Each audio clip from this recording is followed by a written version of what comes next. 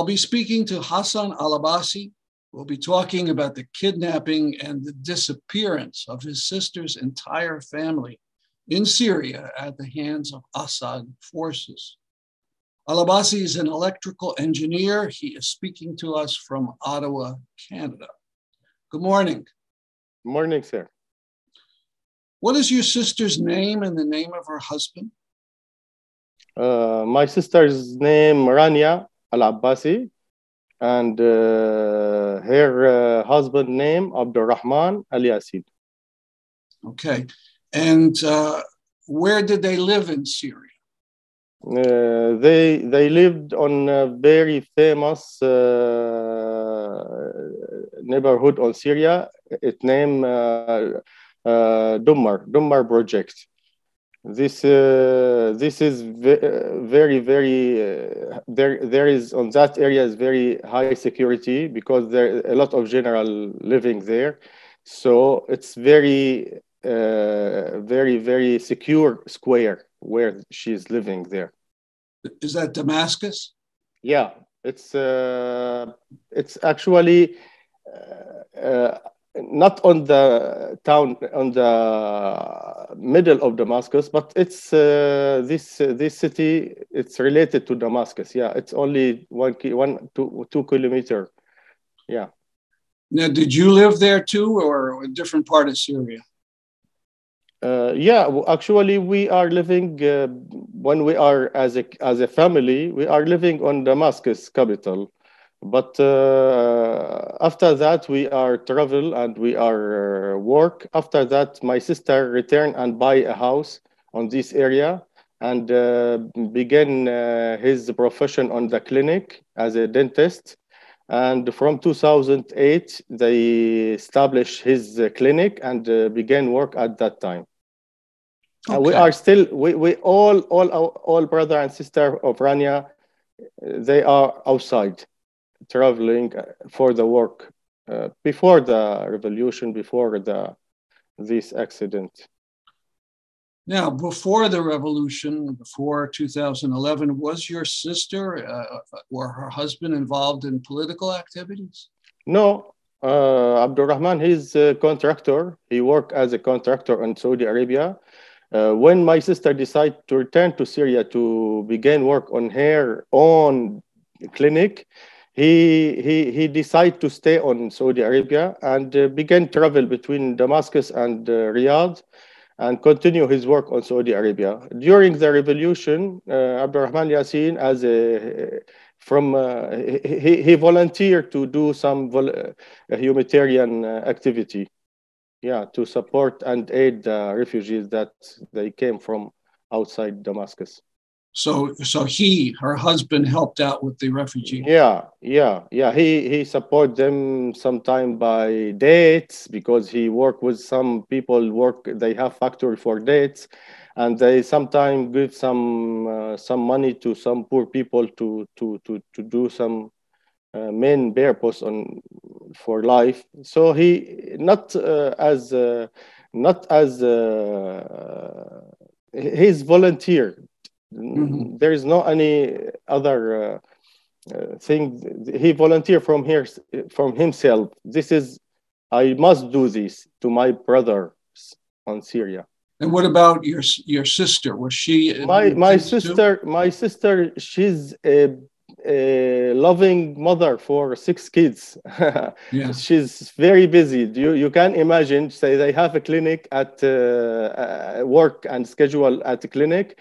They have to follow up with 6 kids on school.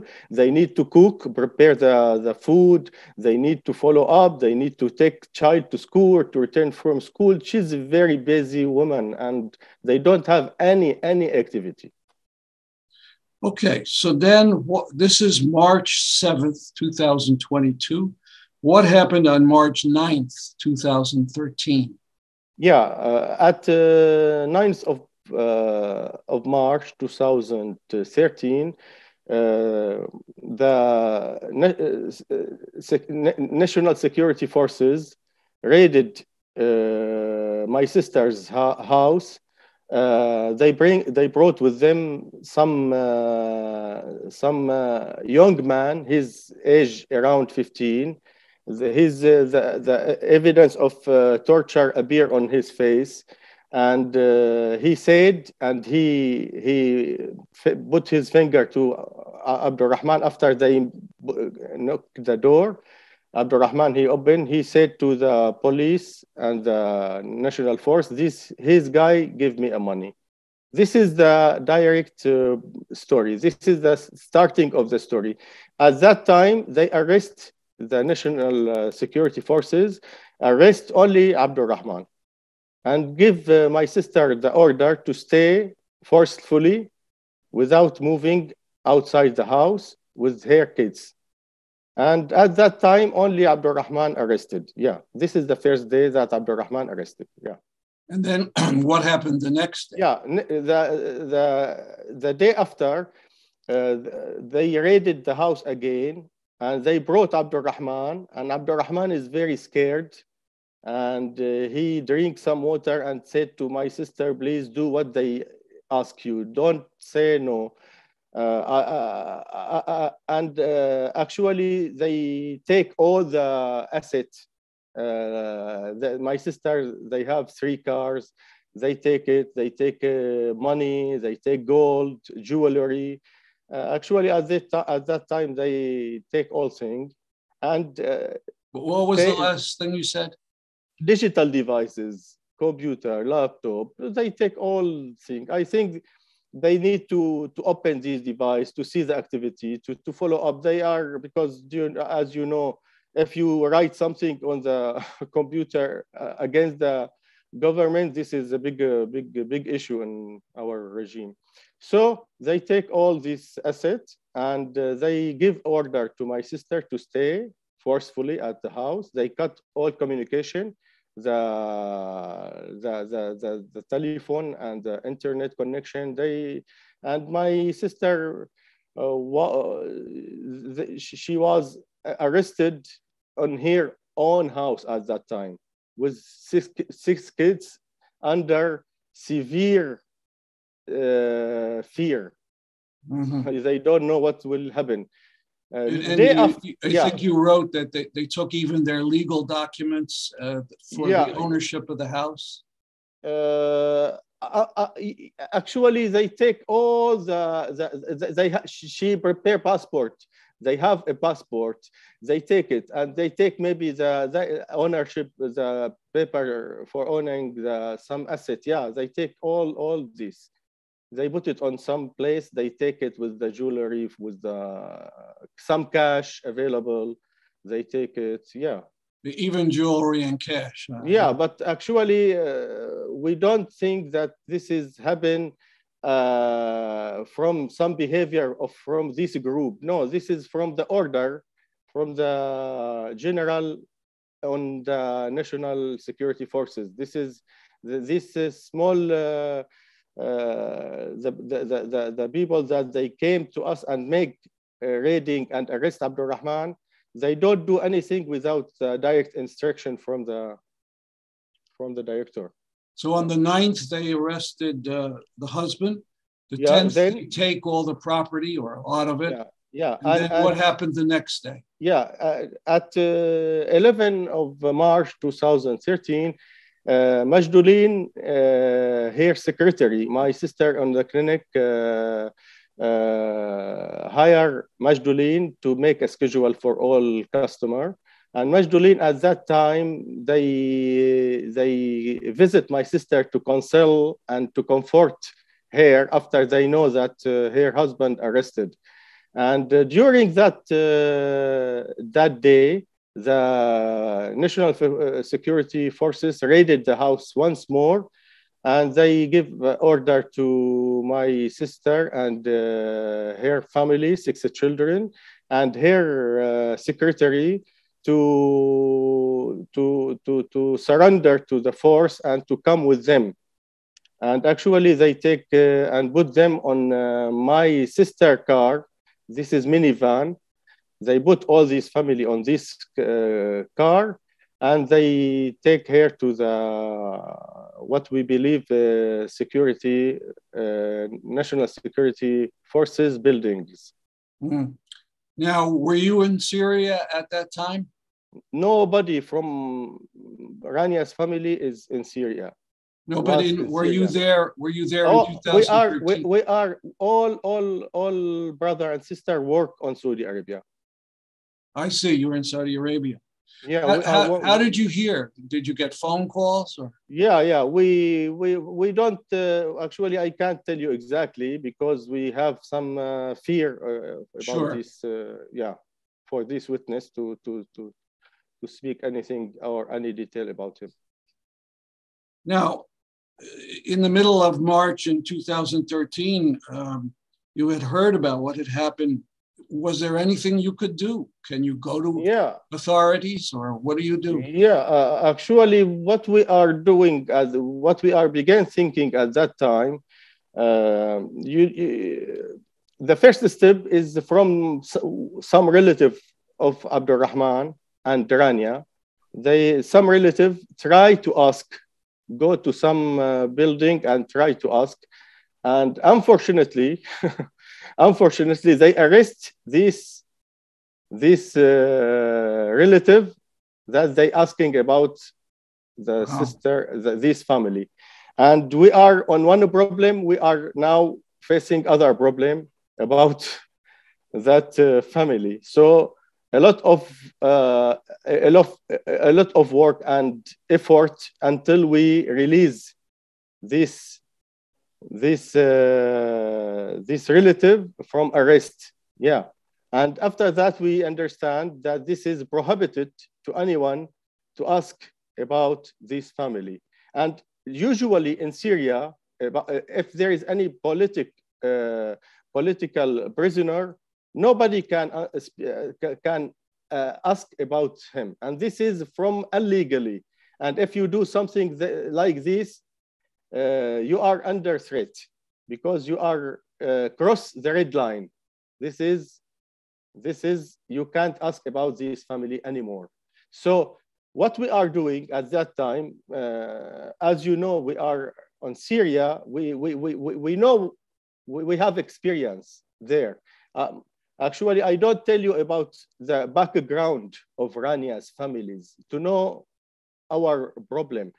I rise with my sister, with other 8 kids. We are family of 9 members, 9 brother and sister. When we open our eyes to this, to the life, we don't find our father. When we ask my mother, where is my father? They told us he is arrested on the jail because he speak something regarding to the, do you know Hama accident that happened on Syria on 1980? 82? Yeah, 82, exactly. My father, he only support and he protest by words. So the police came to our house when we are young and arrest my dad, and he's disappeared on prison until 1995. We received one phone call from the National Security Forces, order us to go to some prison on Tadmor. This is very famous bad prison, the Tadmor. They told us, go there and take your father. We thought we need to take a body. We thought he is dying. But actually, we find him as a skeleton. He's not dying totally, but on his last breath. And we, after days and years from feeding and exercise, my dad became as a human again. And after that, we take decision to travel because we have a fear. Because my father, he don't stay his mouth closed. He have a lot of, he thought he have a message for all time. He need to demand with rights for human, for people, for Syrian, So we decide to escape from this danger, and we travel. We are beginning. My father began. He have a diploma on Arabic language, and he make contract on Saudi Arabia to join some school.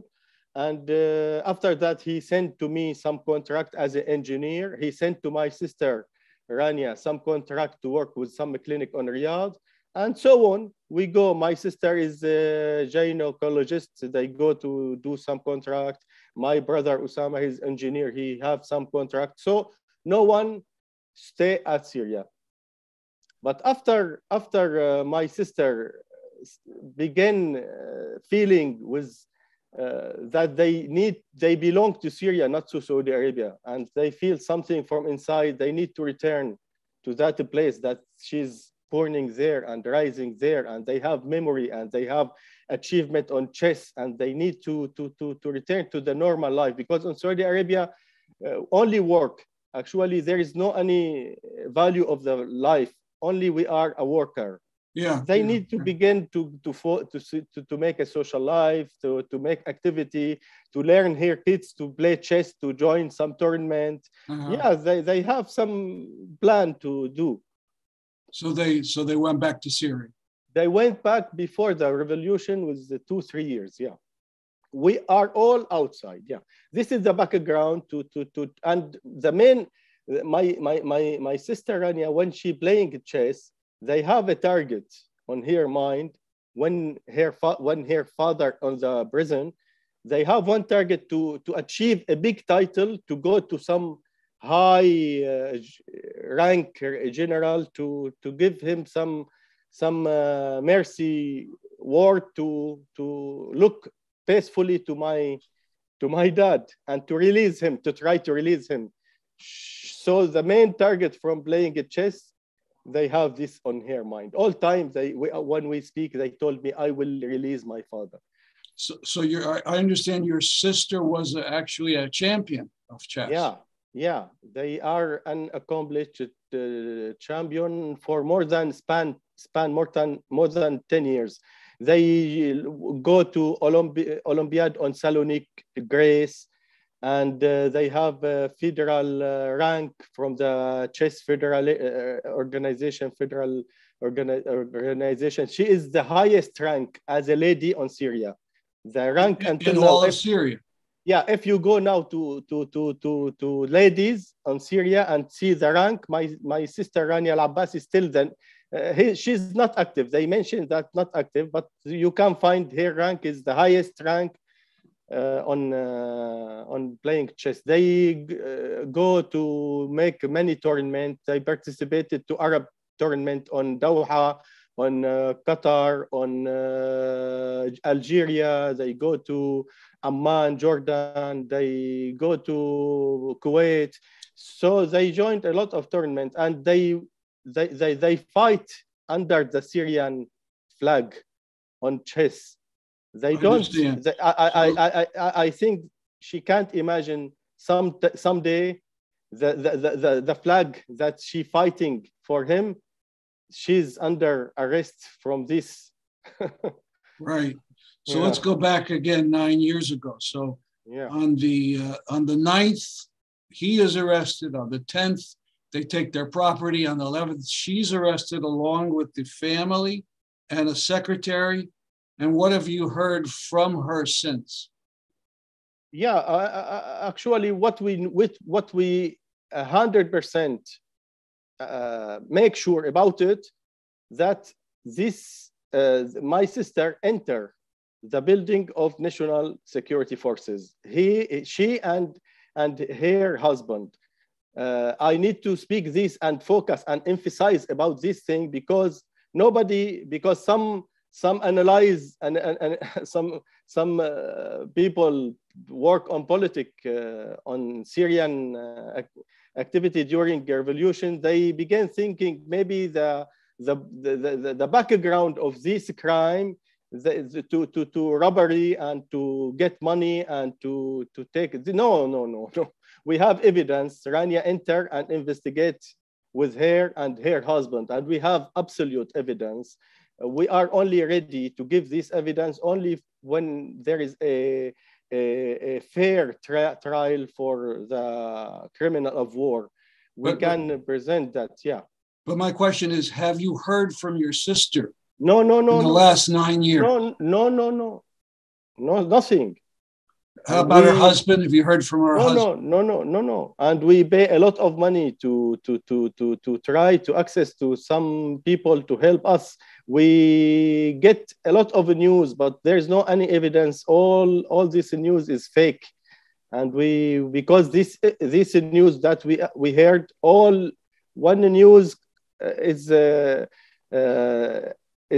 opposite of the other news. So all these conflicts, we don't know. We don't have any information, real information that Rania is still alive with their family. Yeah, we don't know. And you made a website fairly soon after they were taken? Yeah, after 2-3 days, I put I make the page under Facebook. The name of this page, Rania Alabbasi and her 6 kids arrested on Damascus with her husband. Yeah, I put this page, and we put all photo. We don't have any photo for these families because we are outside Syria. So good luck. I find some 6 big card for this family. These kids, this photo not on the time of arrest. This photo is related to 2008, the last visit. Maybe my sister gave it to me as a souvenir. So I put it and I scan it, and all the other website take this photo for this family from my web pages. So your sister raises a big family. She was a dentist, a chess champion. Very famous. My sister is, I remember, I also play chess, and I have a title of a chess on the youth ages. So I go with her sometime when she achieved some tournament. Even they meet the son of Hafiz al-Assad. The son of Hafiz Assad on one building. They collect all assets, and they begin give him some gift and something. And my sister at that time shake hand with Basil al-Assad. He's and he encouraged her. We need to, but she need to speak about case of her father. But they give order, don't stay and speak with the son of President. Is your father still alive? Yeah. Oh, okay, great. He's on 80. His age is, he's old man now. 80, 87, 80. Now we mentioned your sister and her husband, and the secretary also was arrested. What is her name? The secretary is her name Majduleen Al-Qadi. And she hasn't. You haven't heard about her either. We all time when my sister arrested, we still communicate with her mother, Majduleen's mother, to ask her if there is any news about your daughter. And she's all time when we talk to her, she's crying until we can't hear his voice. Before some years, we hear that her mother is died from thinking from the sadness. She's dying, and her daughter still, and with my sister, without any information, we don't know the destiny of Majduleen, and also the destiny of my sisters. And what about the children? How old were they, and what are their names? Yeah, actually, if you go to my web page on the Facebook, you can find a lot of detail. I put photo, and I put the first one Dima Al-Yassin. She born in Riyadh because my sister worked at that time on Riyadh. She born in Riyadh at 1999. And after that, there is Intisar. Intisar, she born also on Riyadh on 2000. And after that, there is Najah. She's female also. Najah, date of birth, she born on Riyadh 2002. And Ala, she born also on Riyadh 2005. And Ahmad, he's a boy. He born on Riyadh 2007. And last daughter of my sister, her name Layan Al-Yassin. My sister born Layan on Damascus. I see. At the 2011 during the revolution. Ah. Yeah. You recently talked about Ahmed, the little boy, and his Facebook page. Can you tell me a little about him? Yeah, Ahmed, you can imagine at 2012, this small guy, my sister Rania, give the freedom and the device to all kids. They give all one iPad or laptop.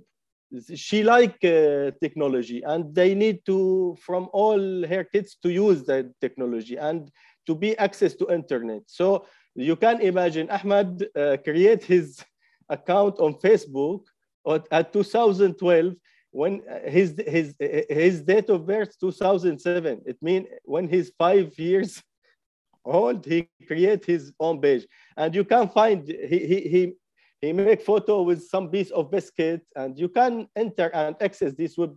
I put the link on my, Ahmed is small guy. He's very all time smiling. He's small. When he arrested, he's at the age of 6 years. I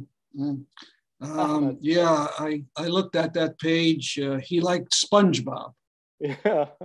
Yeah, I see this photo, and we cry a lot when we find what he like, and also when we go access to his sister Intisar, they put something, they write it from her mind. They said, "Excuse me, Damascus, you are born, you are destroyed without any reason. Excuse me, Damascus." They put they make poet. They make what? Poet as a poetry.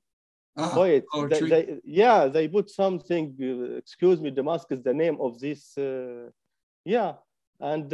if you go to her Facebook account, you can find the sadness from these kids. Even they have a feel when they go to school. They find the all security on many. They have a lot of station to investigate, to search with any. Actually, this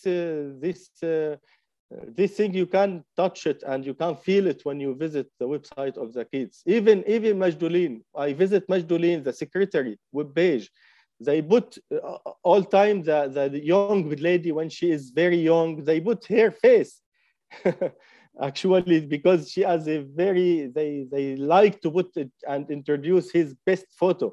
But actually, they put black background, and they mention, "Excuse me, I will not put my photo because I feel with sadness about our people in Syria." Now, I've heard about husbands and wives being taken, but honestly, this is the first time I heard about a whole family being kidnapped. I need to make a referral to you to the Unicef. On some report of Unicef, more than 5,000 kids arrested on Assad prison. This is not from me. This is from Unicef. Go to Google and write something. You can find this document. This is not only my family, my sister's family. We are, for this reason, we need all the people to stand in solidarity with us to raise our voice. We need to release these kids. The most priority for us, the kids. The kids, there is no any book, not on Quran, on Bible. They accept to arrest a kids. I am here on Canada. I see what the holy thing when you deal with the kids, you need to be careful, respect without anything, any action, any activity, you are under investigation. You can imagine what happened on Syria. These kids on prison, and this prison, not normal prison. You can't imagine what happened there. So these kids, they can't afford this pressure and this torture. Yes. The kids belong to school, to the loving arm of the family, not to the prison. Now, let me ask you, I hate to bring this up, but in Argentina, maybe 50 years ago, the fascist government, they would arrest the parents, take the kids, and then give the kids out to other families. Is that happening in Syria, or are they just in prisons? No, we hear there is some case like my sister's case. There is some lady after her husband carry a weapon and make military activity against the regime. They take some general and they make some trading between her wife and kids, and with this general. You can imagine, they speak now, if you go to Syria onto YouTube, you can find her interview.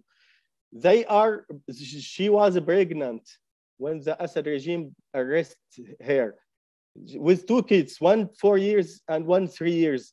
And she make delivery on the prison. They speak and cry how this happened. This is, you can imagine what happened on Syria. There is no anything, there is no red line. There is no red line. We all remember and laugh, and we are laughing from President Obama when he said when Assad used the chemical weapon, he speak, we will punish this regime. What happened? They take only the weapon and release the criminals. They make other crime, continue with this behavior. It's unbelievable. Let me ask you about yourself and your family. How long have you been in Ottawa? From 2018. 2018. Yeah. I see. Yeah, and actually, we after our heart is broken, I decide to this area that I belong to, Middle East. This is not my area anymore. Actually, from the feeling and frustrated from what happened, I need to give better future for my kids. I need to protect my kids. This is the main issue from my immigration to this respectable, lovely country. So now those little children who were arrested, kidnapped, now they're teenagers. Yeah. Now you can imagine the small, the Layan, the youngest one. Now she's 9 years. She's now 9 years. When 9 years, and then yeah, on up into teenage life. I think not 9 years. 9 years, 2011 until now. No, 11. She's 11. Yeah, 11 years. I see. Yeah, and on the time of arrest, on the time of the incidents, these incidents, the biggest kids, Dima, she's 13 years old. The smallest, 2 years. Now you can add 9 years for all to know that now they are young lady now, and the small begin to cross the teenage. Yeah. All right, basically my final question. So what can people who watch this interview and feel they want to do something, what would be the best thing they could do to help? To raise their voice, asking and demanding the liberation of these kids. You say raise the voice. I mean, you write a letter to the Assad. Is that going to do anything? We need to, from my point of view, we need to make this case as a general case around the world, and all people speaking and asking about the liberation of these kids. After that, the pressure, this big pressure on the media and social media and the internet and the TV channel, they will put a lot of pressure on this regime, and he will release these kids. Or at least he tell us what he do with this family. And it's okay that I could put the address of your Facebook page so that people can find out more? Yeah. And I will send my voice to all people that they live on luxury, on the luxury of the freedom on Europe country and on United States and on all these countries that they are on luxury of freedom, to try to help releasing this family. They begin think with us what they can do, at least to write something on her Facebook account, on media. We need to make a tsunami with protests around the world. Freedom for the kids. Kids belong to school. We need the liberation and the freedom for all kids. Regarding to UNICEF, 5,000 kids. We need to release these kids. Thank you so much for this interview.